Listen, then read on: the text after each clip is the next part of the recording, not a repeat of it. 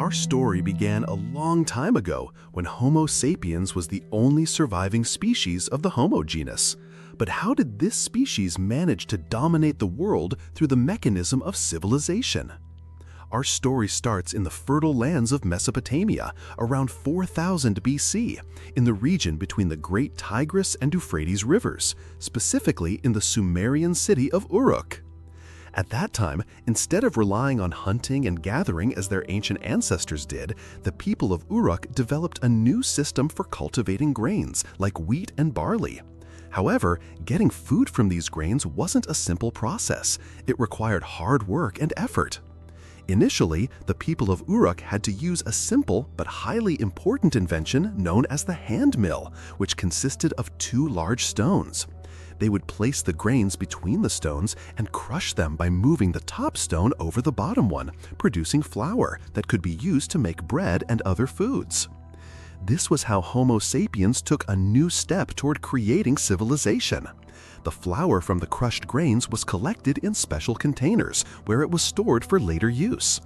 This process marked the beginning of a great event in human history, as this complex and laborious method was the first true model of agriculture in the modern world. Humans no longer needed to rely on hunting animals or picking wild fruits to secure their food. Instead of just using their innate intelligence for survival, humans were now capable of creating their own food source. This shift allowed the city of Uruk to flourish, transforming it into an urban center with a population of over 50,000. However, this great change had a direct impact on the human body. The average height of men noticeably decreased from 5'9" to 5'3". For women, the height dropped from 5'3" to just 5'0". Instead of maintaining the superb physical fitness of the hunting and gathering eras, humans became smaller and less prominent. Settling on agricultural land also caused humans to lose their nomadic, transient nature, which changed the very essence of what it meant to be human by the beginning of 3000 BC.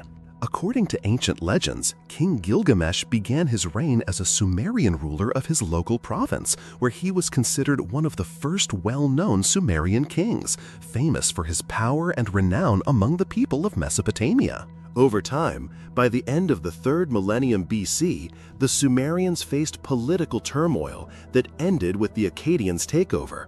Sargon the Great, the founder of the Akkadian Empire, led this conquest, seizing power by force and bringing all the Sumerian cities under his banner. During the same historical period, a new and prosperous civilization emerged in the Far East, the Indus Valley Civilization, located in the lands known today as Pakistan. This civilization, which flourished from 3300 to 1300 BC, gained widespread fame for its unique and advanced urban systems, especially its toilets and sanitation. Indus Valley homes were equipped with carefully constructed toilets that included seats and chutes leading to an underground drainage network. Wastewater was collected and transported through a system of covered drains away from residential areas, which significantly reduced the spread of diseases and epidemics. Waste was also carefully managed and disposed of far from living quarters, which clearly helped promote public hygiene and population health, making the cities of the Indus Valley an early model of urban and sanitary planning in the ancient world. In ancient Egypt, on the other hand, the people, led by the pharaohs, were primarily occupied with building the Great Pyramids rather than creating sanitation systems or urban infrastructure. This was due to the prevailing belief in ancient Egyptian religion that when a pharaoh died in the material world, his soul would continue to live in the afterlife, where he would continue to rule eternally and be worshipped by the living. Inside these massive pyramids, the pharaoh's body underwent a meticulous mummification process, a ritual believed to preserve the king's physical form and help his soul successfully navigate the journey to the afterlife. The burial chambers inside the pyramid were also filled with offerings and valuable treasures intended to provide the pharaoh with the resources he would need in his eternal life after death. Every pharaoh strived with all his might to ensure his personal immortality, achieve success in the afterlife, and guarantee that he would be worshipped forever by future generations. For this very reason, building the pyramids was considered a top priority for every Egyptian pharaoh, as it was a symbol of his grandeur and eternal status. This magnificent era began with the construction of the famous step pyramid at Saqqara by Pharaoh Djoser, who ruled between 2667 and 2648 BC. He was followed by King Sneferu, who ruled between 2613 and 2589 BC and built several magnificent pyramids, including the Bent Pyramid and the Red Pyramid, which represented great leaps in the art of Egyptian funerary architecture. Following this was the rise of Pharaoh Khufu, who ruled from 2589 to 2568 BC and built the famous Great Pyramid of Giza. This massive project took nearly 20 years of intensive labor to complete, and this colossal engineering feat continues to amaze and impress the world to this day. After Khufu came pharaohs Khafre and Menkaure. Khafre built the second pyramid at Giza, while Menkaure built the third pyramid, which is slightly smaller than its predecessors. Meanwhile, on the other side of Asia, in China around 2100 BC, the features of the first ruling dynasty in ancient Chinese history began to appear. As with the people of Mesopotamia, the ancient Chinese relied primarily on agriculture, successfully growing rice, wheat, barley, and other crops. However, these agricultural successes were constantly threatened by the massive floods of the Yellow River, which would destroy crops and bring famine and severe suffering to the population. Yet all was not lost, for Yu the Great emerged as a symbol of hope and salvation. Yu was so troubled by the disasters caused by the floods that he dedicated his life to traveling up and down the banks of the Yellow River in search of solutions. Yu managed to develop innovative methods for diverting the river's course by building dams and barriers that helped regulate the water flow.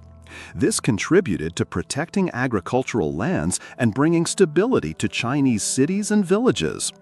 After 13 years of strenuous effort and hard work, the floods could no longer cause widespread destruction to agricultural lands.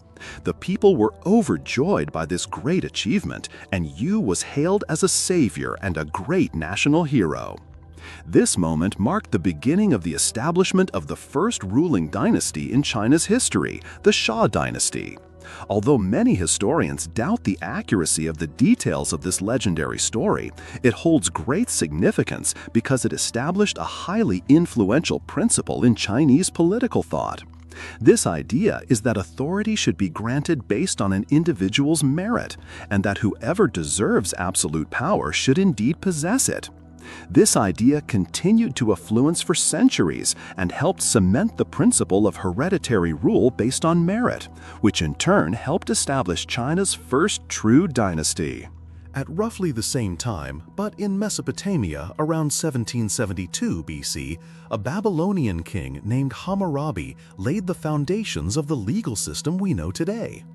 Hammurabi ordered the creation of a massive stone slab 7 feet tall and 2 feet wide, on which a detailed set of 282 laws were inscribed.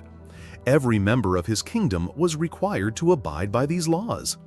Hammurabi established strict rules that defined the status of individuals according to their social class. People were organized into specific classes that determined each person's value based on their class. There was no illusion of equality among citizens in ancient Babylon. It was clear that the bones of nobles were valued more than the bones of commoners, and the bones of commoners, in turn, were more valuable than the bones of slaves. This hierarchical view of humanity remained prevalent in many societies throughout history, and its effects are still tangible even in modern times. In ancient Turkey, a less famous civilization emerged, the Hittites. They established a powerful empire under the charismatic leadership of their ruler Labarnus, who reigned from 1680 to 1650 BC. Labarnus was a skilled and visionary ruler with a clear goal: to unite all Hittite city-states under one central rule. He led his armies from city to city, conquering neighboring cities one by one, using force at times and diplomacy at others. He was a seasoned diplomat, able to win people's hearts and minds through negotiations and forming alliances with the leaders of other cities. Thanks to his military and diplomatic prowess, he eventually became the sole ruler of all the Hittite city-states, thus founding the Hittite Empire. Labarnus was known as a just and fair ruler, and he was highly loved by his people. Under his rule, the Hittites experienced a period of prosperity and economic growth, with their borders expanding until they neighbored other major kingdoms, such as ancient Egypt. In Greece, at roughly the same time, a group of independent city-states began to emerge on the European continent, forming the basis of the Mycenaean civilization around 1600 BC. Mycenaean society was primarily a warrior society, consisting of an interconnected network of city-states, each centered around a central palace that served as the hub of government and administration. The Mycenaeans developed strict political, social, and economic systems, at the top of which was the king, who ruled his city and its surrounding lands. Despite sharing a common culture, each city was self-governing, forming a distinct state with its surrounding area, which is known as the city-state concept. During this period, a number of famous Mycenaean cities began to grow, such as Troy, Mycena, and Pylos, which would later play important roles in ancient Greek history. The first remnants of a written Greek language began to appear during that era, through a writing system known as Linear B. It is the oldest written record of any Indo-European Greek language we know today. At the same time, Egyptians were building a new social pyramid alongside their famous stone pyramids. The Egyptian social pyramid structure resembled the Great Pyramid of Giza. It was wide at the base and narrowed gradually as it rose to the top. At the base of this social pyramid were the farmers and slaves who were entrusted with all the difficult manual tasks. They worked all day cultivating the land and producing food for all of Egypt's population. When the annual harvest season was over, they were forced to work on the colossal projects ordered by the pharaohs, like literally building the pyramids. Slightly above the farmers and slaves were the artisans, who were the masons, sculptors, and skilled laborers who created the rich and diverse art for which Egyptian civilization is famous and whose athars still stand today. Next came the merchants, who spent their days sailing through ports, trading in gold, papyrus, and linen with anyone who could afford these luxury goods. Merchants were highly respected and made good profits from their buying and selling. Then came the scribes, who attended specialized schools to learn the ancient Egyptian hieroglyphic script. Their practical jobs included recording the contents of food stores, managing various tax documents, and even documenting the details of the pharaoh's daily life. Above the scribes was the soldier class, who were responsible for protecting the borders of the Egyptian empire and launching preemptive attacks on the nation's enemies. Soldiers were well cared for and received good food and a relatively decent life in exchange for their services. Near the top of the social pyramid were the bureaucrats, who were high-ranking government officials responsible for managing the daily affairs of the civilization by handling logistics and managing institutions.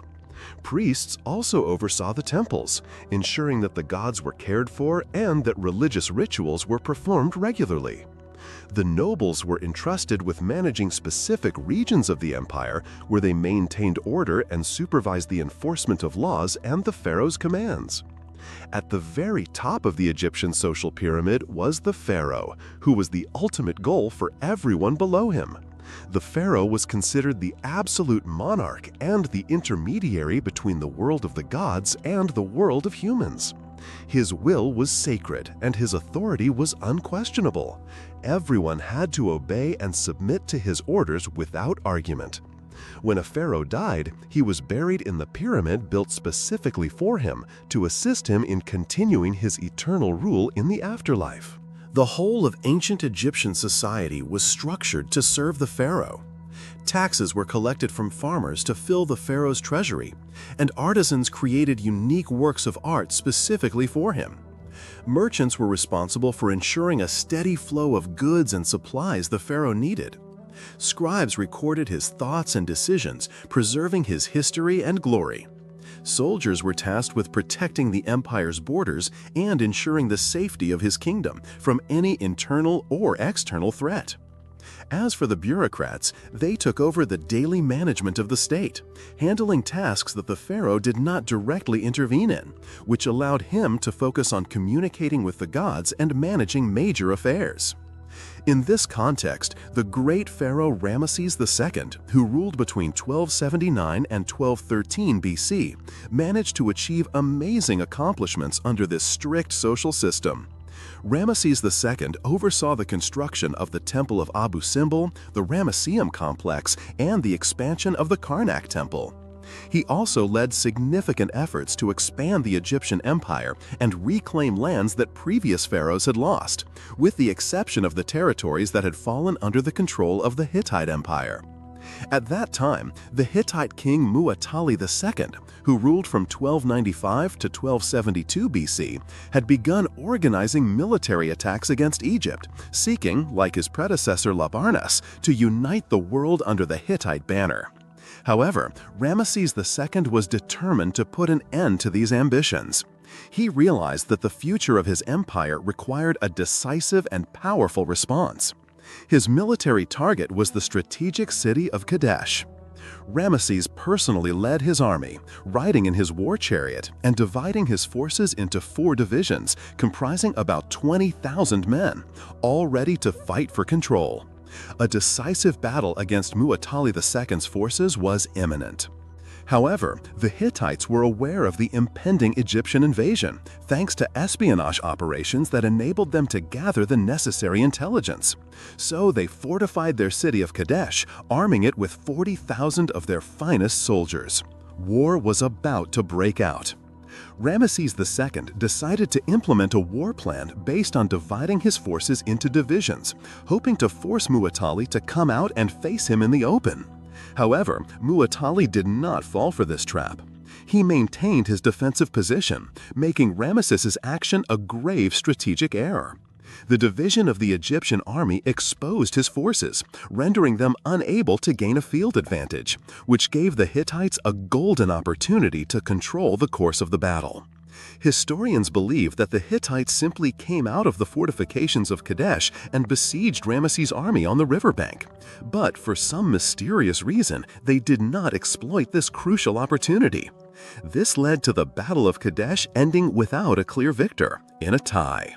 After this confrontation, both sides realized that continuing the fight would only bring more losses, so they decided to cease hostilities and seek to live in peace and unity. Following the death of Muwatalli II, Hattusili III ascended to the throne of the Hittite Empire. Through envoys, he succeeded in reaching a formal peace agreement with Ramesses II in 1288 BC. This agreement resulted in the signing of the first written peace treaty in history. One of the texts of this treaty reads, "Ramesses, the great king, king of the land of Egypt, shall not attack the land of Hatti to take a part of it." After this treaty, Egypt and the Hittite Empire entered a period of friendship and cooperation, following long years of animosity and wars.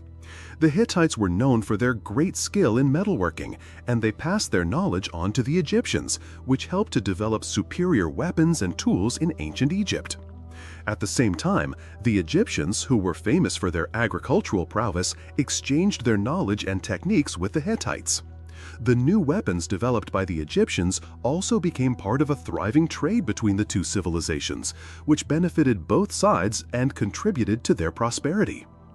Peace proved to be a source of prosperity, and this peaceful relationship continued until around 2200 BC, when the Hittite Empire came under constant attacks from the Sea Peoples, which ultimately led to its downfall. The Hittite Empire soon vanished and was lost to the pages of history. On a distant continent on the other side of the world, the first civilization in the Americas began to appear, specifically in the region known today as modern Mexico. The Olmec civilization, which flourished between 1200 and 400 BC, is often considered the mother civilization of all indigenous American peoples.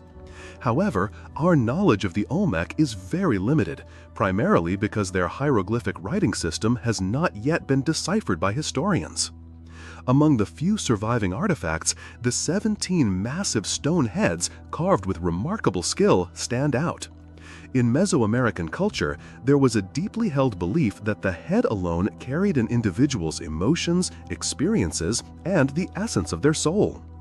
Although we don't know the names of their kings or leaders as we do with rulers of other civilizations like Ramesses or Hammurabi, contemplating the eyes of these stone heads makes us feel their presence, as if they are somehow still immortal. Perhaps one day, scholars will be able to decipher their language, and we will finally learn the names of these leaders whose spirits have lived on through the ages and discover who they truly were. In the eastern part of the world, the Zhou dynasty, which ruled China from 1046 to 256 BC, was steadily advancing toward dominance. This dynasty managed to ascend the throne by taking advantage of the failures of the less significant Shang dynasty, paving the way for its rise.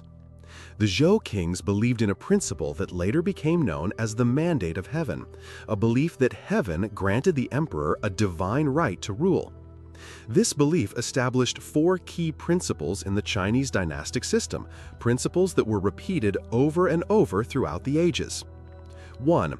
Heaven grants the right to rule to the emperor alone. 2. Since there is only one heaven, there can only be one emperor to rule the earth at a time.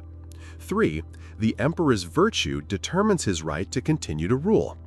4. No single dynasty has an eternal right to rule, as a ruler can lose his mandate of heaven if he loses his virtue, which opens the door for another dynasty to rise to power. Heaven would send clear signs of its displeasure, such as droughts, famines, floods, and earthquakes, as signals that the ruling dynasty had lost its divine blessing.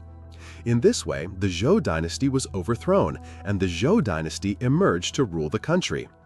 It brought with it a different style of governance, introducing the system of feudalism to China. The feudal system was clear and direct.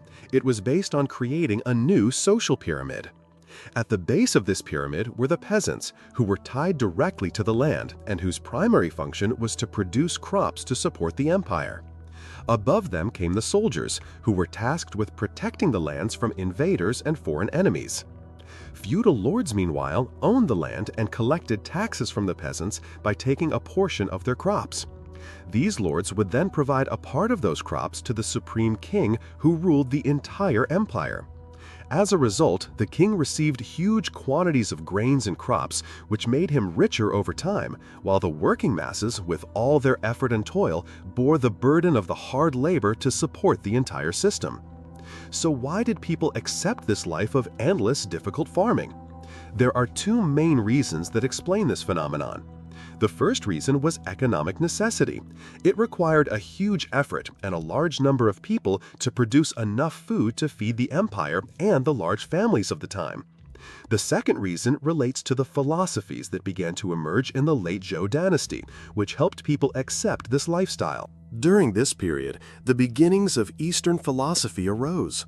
Confucius founded a philosophical system known as Confucianism, which focused on the importance of respect, loyalty, and responsibility in all daily life relationships. The central concept in Confucianism is called Li, which can be translated as rituals, customs, or morality. The concept of Li refers to a set of formal and informal social norms that guide individuals' behavior and maintain order and harmony within society.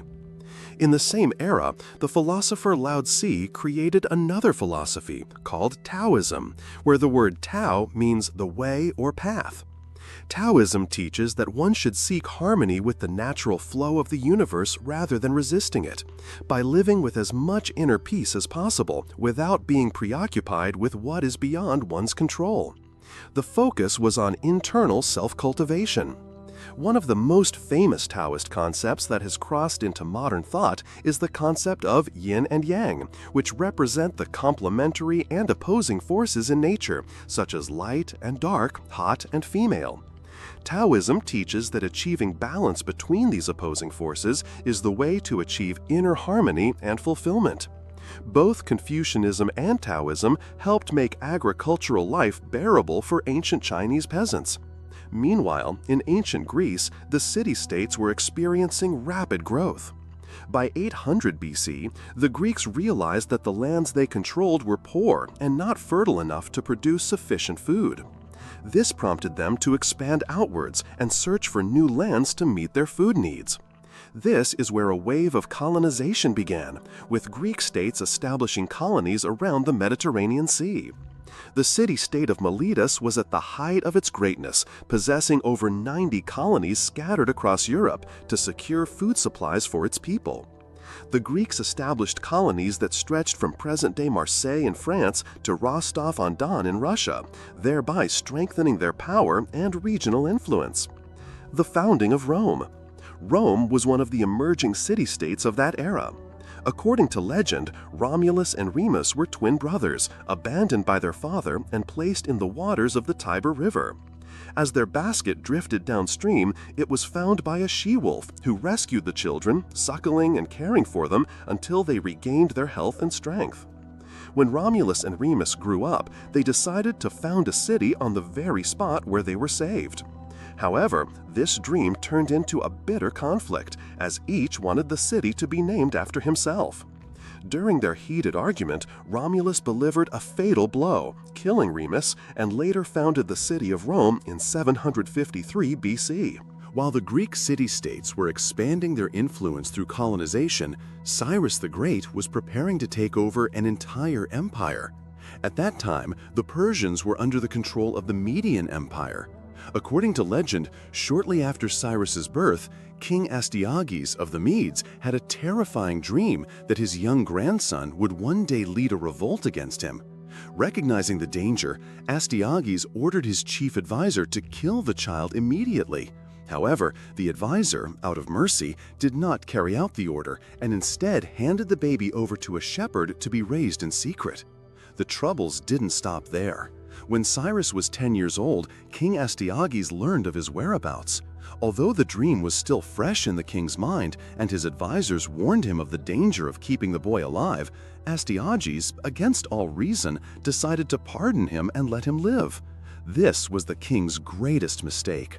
As soon as Cyrus reached adulthood, he gathered his supporters, formed an army, and led an open rebellion against his maternal grandfather. In the end, as the prophecy foretold, Astyages surrendered in 550 BC and the Median Empire fell. But Cyrus didn't stop there. He continued his military expansion, conquering the city of Babylon and extending his influence over all of Mesopotamia. His rule even stretched to include the Indus Valley civilization. At that moment, the world was practically in his hands. Cyrus took one more step, seizing the Ionian Greek colonies in Asia Minor, thereby founding a great Persian empire that spanned vast continents. However, Cyrus's life came to an end, leaving everything to his successor, the next great Persian king, Darius the Great. While the various city-states of ancient Greece continued to grow in power and influence, two cities in particular stood out: Sparta and Athens. Sparta was an unparalleled military power, and the Spartans firmly believed that every aspect of their lives should revolve around physical strength and constant readiness for war. When a Spartan baby was born, it was meticulously inspected, and if it was found to be weak or sickly, it was left to die. Boys who passed this brutal test were taken from their families at an early age and subjected to a strict regimen of savage military training. This training included developing physical fitness, practicing with weapons, and adapting to the harshest living conditions. The entire life of a Spartan was dedicated to achieving victory on the battlefield, and their society reflected this goal by being divided into three main classes: the ruling class, composed of the powerful aristocrats; the free non-citizens, who were not allowed political participation but were expected to serve in the army; and the slaves, who provided the necessary labor to support the Spartan economy. Life in Sparta was harsh, violent, and military in nature, in stark contrast to their northern neighbors who were experimenting with a new political system: democracy. In Athens, a complex and innovative democracy emerged, based on two main structures: the Council of 500 and the General Assembly of Citizens. The members of the Council of 500 were chosen randomly through a process known as allotment. Athens was divided into 10 different tribes, and each tribe was responsible for sending 50 citizens annually to serve on the Council of 500. To ensure impartiality, each citizen was given a unique token, and these tokens were used in a special machine called a claritarion, a mechanical device used to randomly select members. This mysterious machine, whose details have been lost to time, consisted of tubes and balls and was used to somehow select 50 individuals from each tribe to join the governing council of 500. During their membership, a strict system ensured that every citizen had an equal vote. Of course, not everyone was eligible for citizenship. One had to be a male, not a slave, and born in Athens to 2 Athenian parents. The Council of 500 was responsible for preparing the agenda that would later be presented to the larger General Assembly for a vote. Since the number of citizens eligible to vote sometimes exceeded 30,000, meetings could become chaotic. To prevent this, the council would appoint 9 presidents on the morning of the meeting, whose main job was to ensure that rules and procedures were properly followed during the assembly. Because they were chosen right before the meeting, it was merely impossible to influence or bribe them. Voting was done by a public show of hands, with citizens voting directly on bills, the appointment of military leaders, or passing various resolutions related to government administration and bureaucracy. However, not everyone was satisfied with this Athenian democratic system. There were dissenting voices, like the famous Greek philosopher Plato, who believed the democratic idea was fundamentally barbaric. In the 6th book of his most prominent work, The Republic, Plato wrote, "The true navigator must study the seasons, the sky, the stars, the winds, and all the other subjects that pertain to his profession, if he is to be truly qualified to command the ship."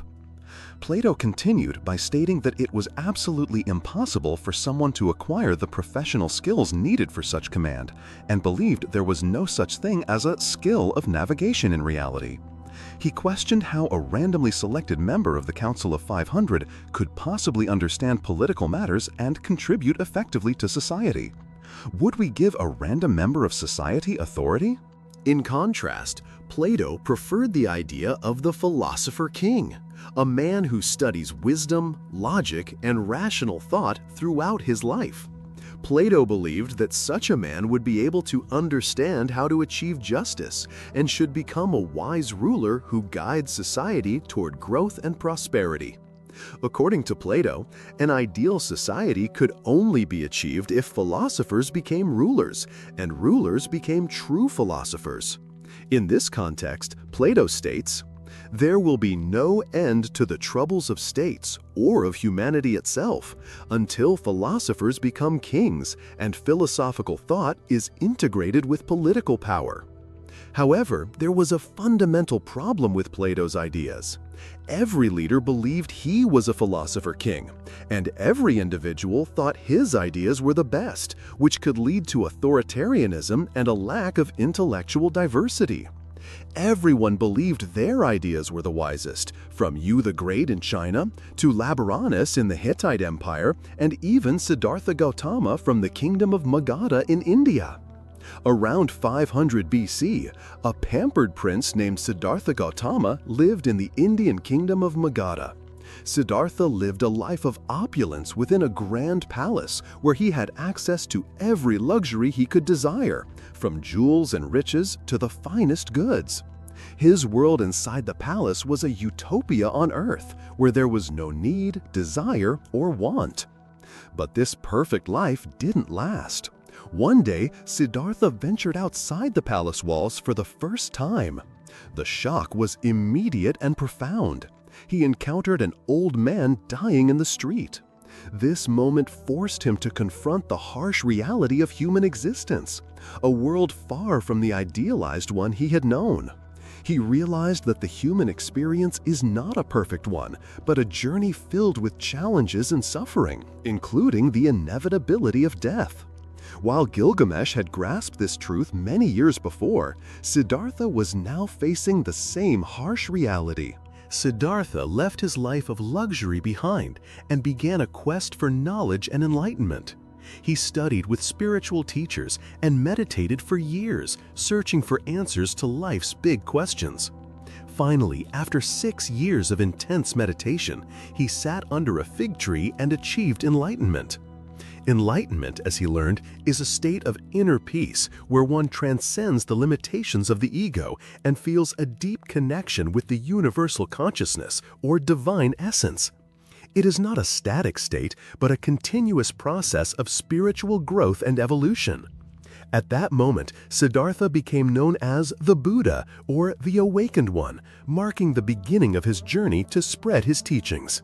He would spend the rest of his life traveling the countryside to live near enlightenment and teach others how to reach it. While Buddha was spreading his teachings, Darius, the king of Persia, was determined to follow in his father's footsteps and attempt to control the world. After Persia had ended its rule over the city-state of Ionia, it sought to take over Greece. In 490 BC, Darius arrived with his army, which numbered 20,000 men, at the city of Marathon, about 26.2 miles from Athens. The Athenians, despite being outnumbered with only 10,000 men, were ready. When the Persians tried to reorganize their ranks, the strong Greek hoplite soldiers crushed the weaker Persian infantry, attacking them before they could reach the city.